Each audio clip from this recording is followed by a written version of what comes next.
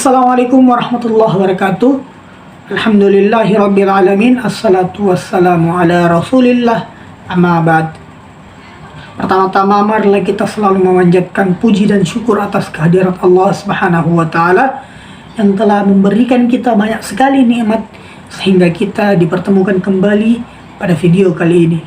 Dan marilah kita selalu menanamkan rasa syukur itu di dalam pikiran kita, hati kita, dan jiwa kita, agar senantiasa jiwa kita, pikiran kita merasa tenang karena selalu bersyukur kepada Allah Subhanahu wa taala.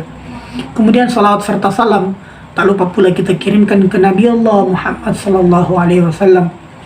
Ialah Rasul yang mendobrak akhlak manusia yang dulunya biadab sehingga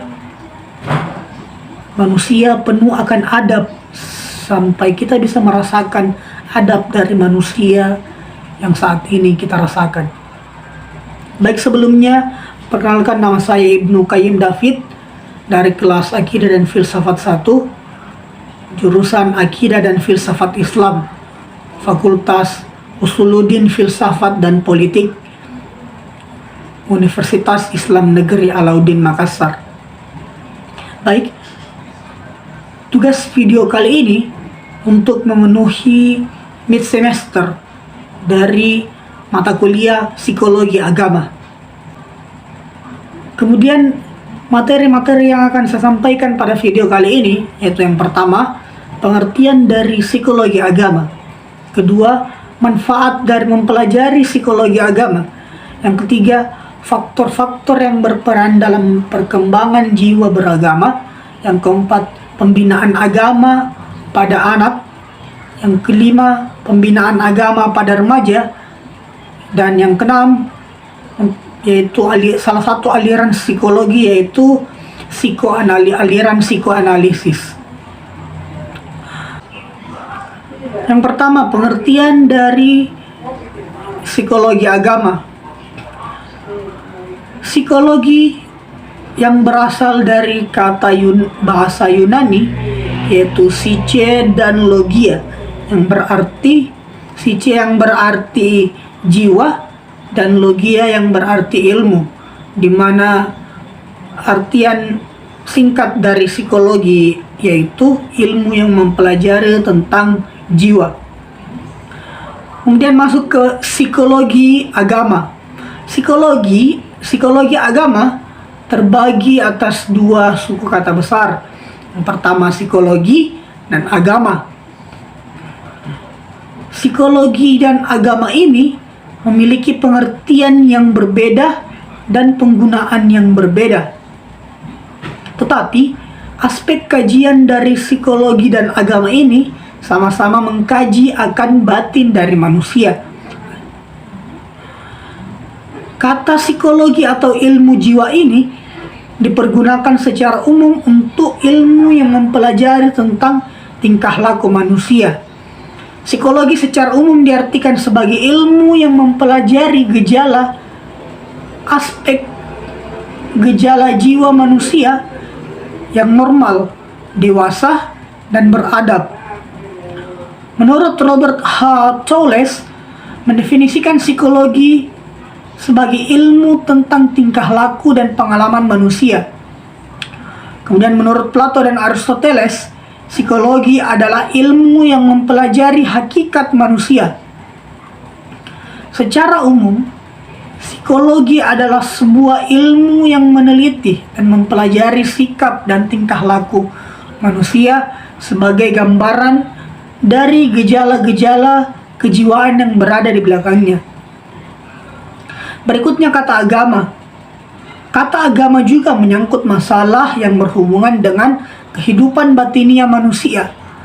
Agama sebagai keyakinan dan kepercayaan manusia memang sulit diukur secara tepat dan terperinci tentang definisinya. Hal ini pula yang menyulitkan para ahli mendefinisikan definisi yang tepat tentang agama itu sendiri.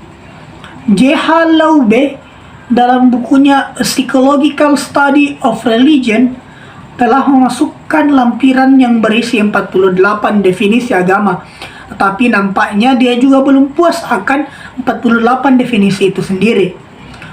Kemudian Max Muller berpendapat bahwa definisi agama secara lengkap belum tercapai karena penelitian terhadap agama terus dilakukan dan para ahli menyelidiki asal-usul agama. Edward Burnett Taylor berpendapat bahwa definisi minimal agama adalah kepercayaan kepada wujud spiritual. Menurut Harun Nasution, pengertian agama berdasarkan asal katanya, yaitu ad-din, religi, dan agama. Di mana ad-din yang berarti undang-undang atau hukum. Kemudian dalam bahasa Arab kita juga mengandung arti menguasai, menundukkan, mematuhi utang, dan kebiasaan.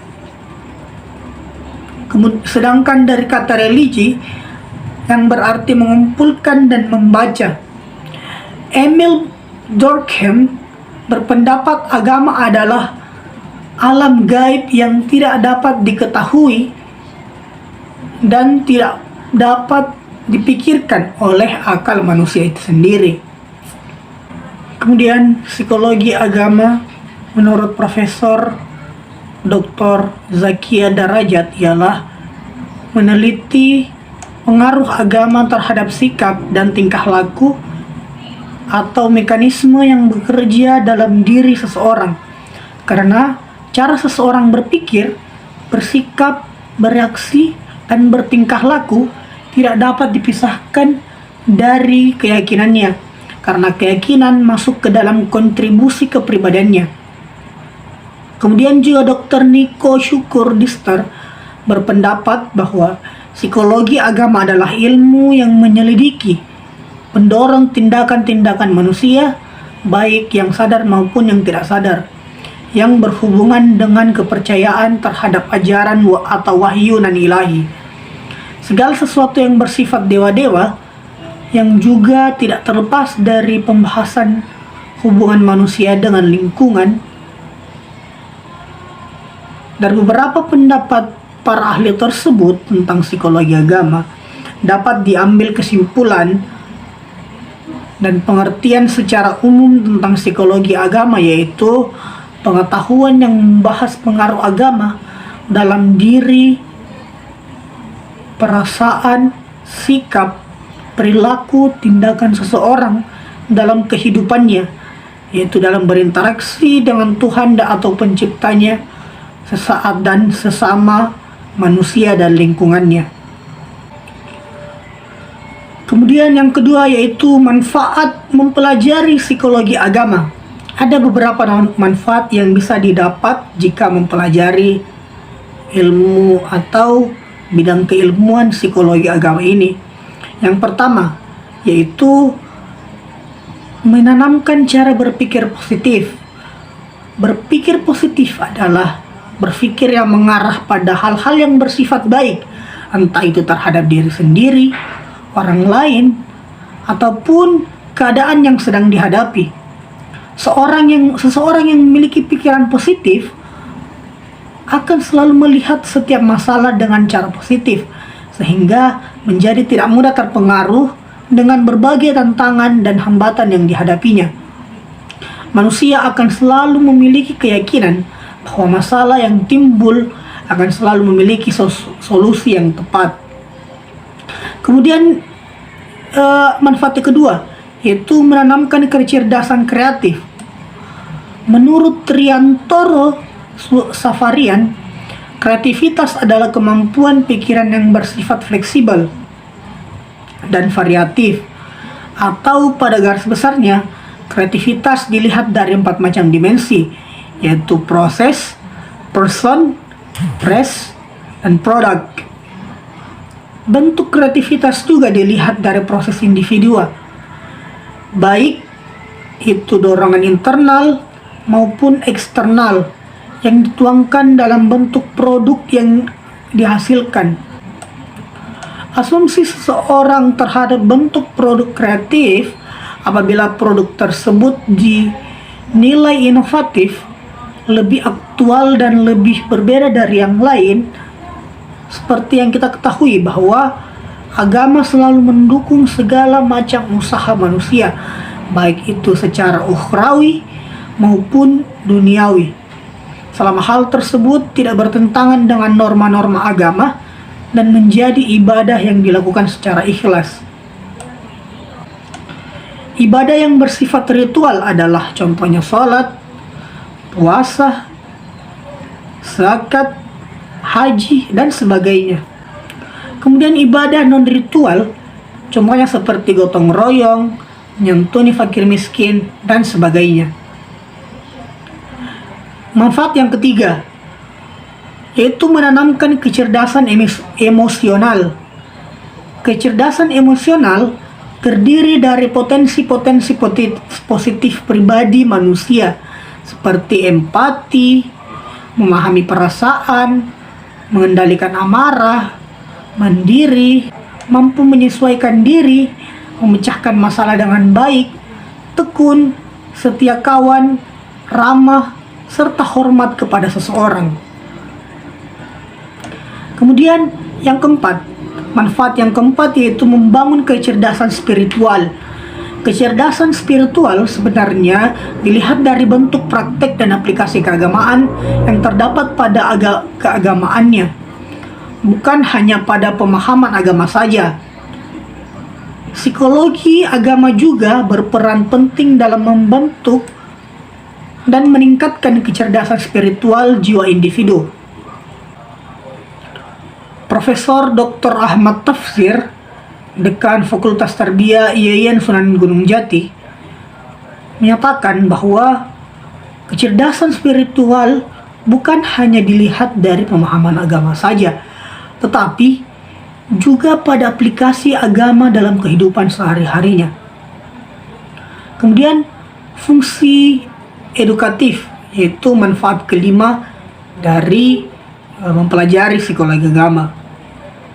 Secara yuridis, agama berfungsi untuk menyuruh perintah Allah dan tidak melakukan larangan Allah, guna mengarahkan bimbingan bagi penganut agar terbiasa melakukan hal-hal yang baik menurut ajaran agama Allah atau agama Islam.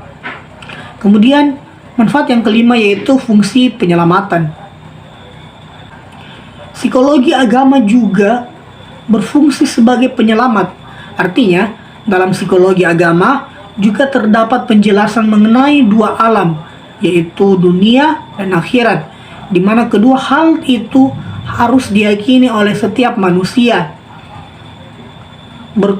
Berkomunikasi dengan ajaran agama diantaranya adalah mempersatukan diri kepada Tuhan dan melakukan pembebasan dan penyucian diri.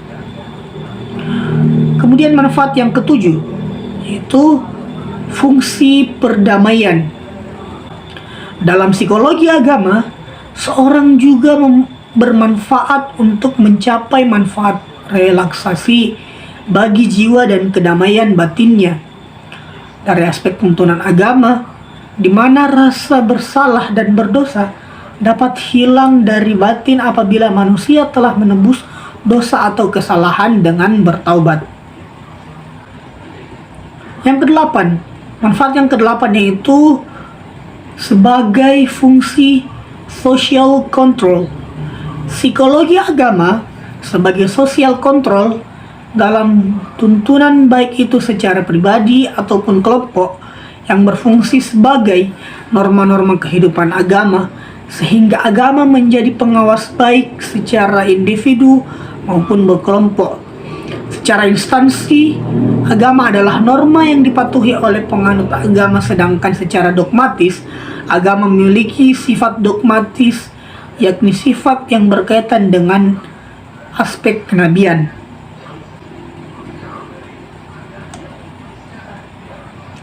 Yang kesembilan, fungsi untuk memupuk solidaritas. Penganut agama secara psikologi memiliki kesamaan kesatuan iman dan kepercayaan. Rasa kesatuan tersebut menimbulkan solidaritas, baik secara individu maupun kelompok. Psikologi agama juga berfungsi sebagai pembinaan persaudaraan yang kokoh, yang dapat diwujudkan dalam sikap saling menghargai antar sesama manusia. Kemudian yang ke-10, fungsi transformatif. Psikologi agama juga berperan sebagai metode atau cara menghilangkan kebiasaan buruk untuk merubah kehidupan seseorang atau kelompok menjadi kehidupan baru sesuai dengan agama yang dianutnya. Kehidupan baru tersebut berdasarkan ajaran agama dapat menegakkan kesetiaan kepada adat dan norma yang dianut sebelumnya. Kemudian yang ketiga yaitu faktor yang berperan dalam perkembangan dalam jiwa beragama. Ada dua faktor dasar, yaitu faktor internal dan faktor eksternal. Yang pertama yaitu faktor internal. Perkembangan jiwa keagamaan selain ditentukan oleh faktor ekstern, juga ditentukan oleh faktor intern seseorang. Yang pertama, fitrah manusia. Fitrah manusia merupakan pembedaan hakiki antara manusia dan hewan, adalah bahwa manusia memiliki fitrah atau potensi beragama. Setiap manusia yang lahir ke dunia ini, baik yang masih primitif dan modern, baik yang lahir di negara komunis ataupun negara yang beragama, baik yang lahir dari orang tua yang saleh maupun orang tua yang jahat, baik sejak Nabi Adam sampai akhir zaman, menurut fitrahnya mempunyai potensi beragama, keimanan kepada Tuhan atau percaya terhadap suatu zat yang mempunyai kekuatan yang menguasai dirinya atau alam di mana dia hidup. Dalam perkembangannya, fitrah beragama ini ada yang berjalan secara alamiah dan ada yang mendapat bimbingan dari agama sehingga fitrahnya itu berkembang secara benar sesuai kehendak dari Allah Subhanahu wa taala. Faktor yang kedua yaitu tingkat usia.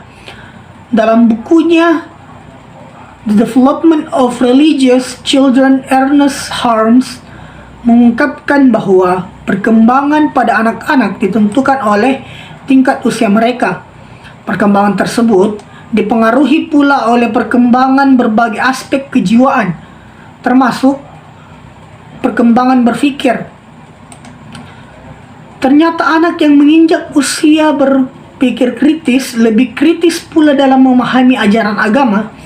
Selanjutnya pada usia remaja, saat mereka menginjak usia kematangan seksual, pengaruh itu pun menyertai perkembangan jiwa keagamaan mereka.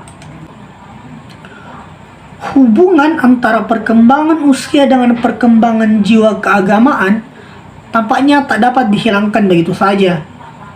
Bila konversi lebih dipengaruhi oleh sugesti, maka tentunya konversi akan lebih banyak terjadi pada anak-anak. Mengingat di tingkat usia tersebut mereka lebih menerima sugesti. Terlepas dari ada tidaknya hubungan konversi dengan tingkat usia seseorang, namun hubungan antara tingkat usia dengan perkembangan jiwa keagamaan barangkali tak dapat diabaikan begitu saja. Berbagai penelitian psikologi agama menunjukkan adanya hubungan tersebut, meskipun tingkat usia bukan merupakan satu-satunya faktor penentu dalam perkembangan jiwa seseorang. Kemudian faktor yang ketiga, kepribadian.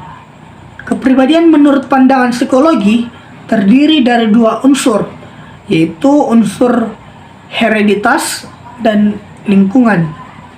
Adanya kedua unsur yang membentuk kepribadian itu menyebabkan munculnya konsep tipologi dari karakter. Tipologi lebih ditekankan kepada unsur bawaan, sedangkan karakter lebih ditekankan oleh adanya pengaruh lingkungan.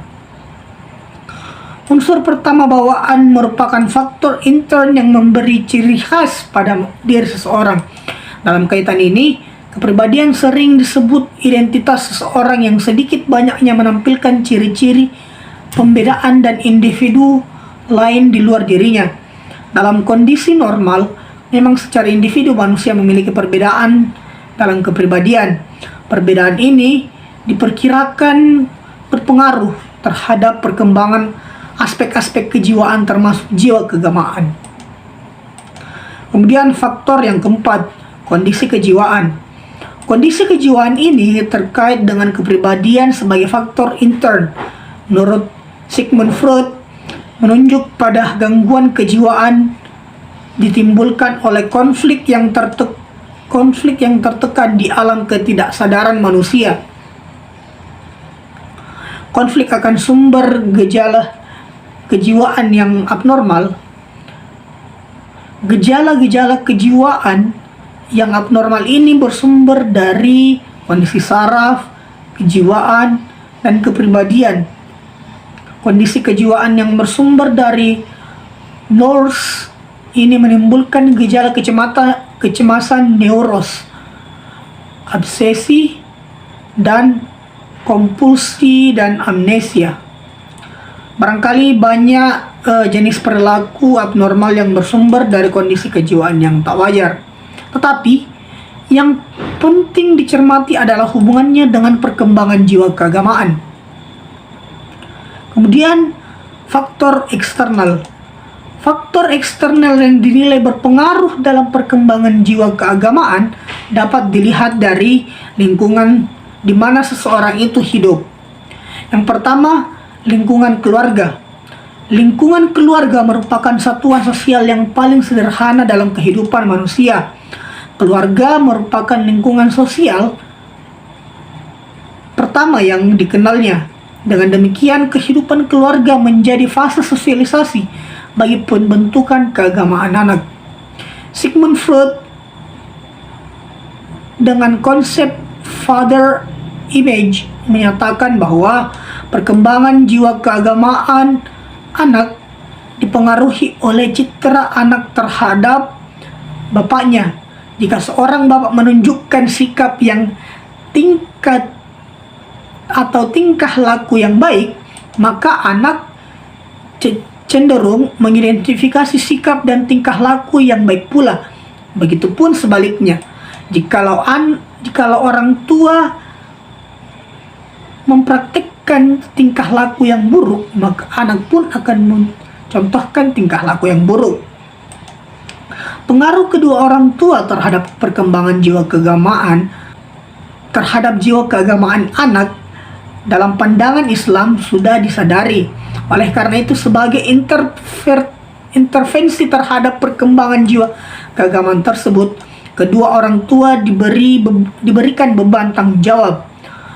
Keluarga dinilai sebagai faktor dominan dalam meletakkan dasar bagi perkembangan jiwa keagamaan. Faktor yang kedua yaitu lingkungan institusional. Lingkungan institusional ikut berpengaruh dalam perkembangan jiwa keagamaan. Dapat berubah institusi formal seperti sekolah ataupun non formal seperti perkumpulan atau organisasi yang anak tersebut ikuti. Sekolah sebagai institusi pendidikan formal ikut memberi pengaruh dalam membantu perkembangan kepribadian anak. Begitupun dengan organisasi atau komunitas non-formal yang diikuti oleh anak juga berpengaruh dalam pembentukan karakter keagamaan dari anak tersebut. Faktor yang ketiga yaitu lingkungan masyarakat. Boleh dikata setelah menginjak usia sekolah atau setelah anak-anak mulai ingin menjelajahi lingkungan sekitarnya, sebagian besar waktunya juga dihabiskan di sekolah dan masyarakat. Meskipun longgar, namun kehidupan bermasyarakat dibatasi oleh berbagai norma dan nilai-nilai yang didukung warganya. Karena itu, setiap warga berusaha untuk menyelesaikan sikap dan tingkah laku sesuai dengan norma-norma yang ada di lingkungan itu sendiri. Sepintas, lingkungan masyarakat bukanlah merupakan lingkungan yang mengandung unsur tanggung jawab, melainkan hanya merupakan unsur pengaruh belaka. Tetapi norma dan tata nilai yang ada terkadang lebih mengikat sifatnya, bahkan terkadang berpengaruh lebih besar dari perkembangan jiwa keagamaan, baik dalam bentuk positif ataupun negatif. Kemudian submateri yang keempat yaitu pembinaan agama pada anak. Metode yang bisa digunakan dalam pembinaan pada anak yaitu yang pertama, melalui contoh teladan. Pembinaan anak melalui contoh teladan yaitu dengan memperlihatkan perilaku yang baik terhadap anak. Melalui perilaku ini, anak dapat meniru atau mengikuti perbuatan baik yang dilakukan oleh orang tuanya. Hal ini akan membekas dalam jiwa anak sehingga setelah ia dewasa cenderung melakukan perbuatan yang baik dalam segala aspek kehidupannya.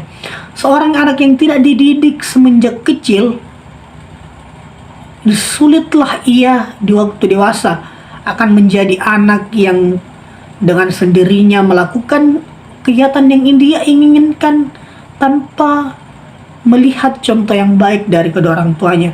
Apa yang ditanamkan pada anak, itulah yang akan membekas dan itulah yang akan anak lakukan di waktu dewasanya. Kemudian metode nasihat. Islam menganjurkan anak dengan metode nasihat seperti yang dilakukan oleh Luqmanul Hakim yang dijelaskan dalam Al-Quran. Ketika memberi nasihat kepada anaknya, metode tersebut adalah dengan cara memberikan nasihat, menerangkan tentang suatu perbuatan, kemudian menjelaskan akibat yang ditimbulkan. Dengan demikian, nasihat merupakan salah satu metode yang efektif dalam menerapkan pembinaan pada anak dalam lingkungan keluarga. Metode ini penting dalam pendidikan, pembinaan iman, mempersiapkan modal spiritual dan sosial anaknya. Adalah pendidikan dengan memberikan nasihat ini dapat membukakan mata anak-anak pada hakikat sesuatu dan mendorongnya menuju situasi luhur dan menghiasinya dengan akhlak yang mulia. Kemudian metode yang ketiga itu memberikan perhatian khusus.